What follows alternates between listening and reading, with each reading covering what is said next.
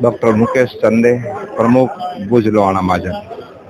આજરોજ મધ્યે જે વીડી હાઈસ્કૂલની બાજુમાં ભુજ લોહાણા મહાજનનું સ્મશાન જે વર્ષોથી છે, આપ સર્વને ખ્યાલ હશે કે ભૂકંપ વખતે પણ આ સ્મશાનની અંદર આપણે ઘણી બધી જે લાશો હતી એને આપણે અહીંયા બાળી હતી.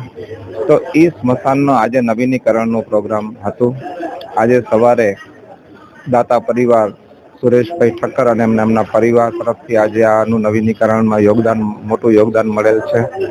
આ એક લોહાણા મહાજનનું જે સ્મશાન છે એ ગામની મધ્યે અને દરેક સમાજના લોકો માટે આ સ્મશાન છે.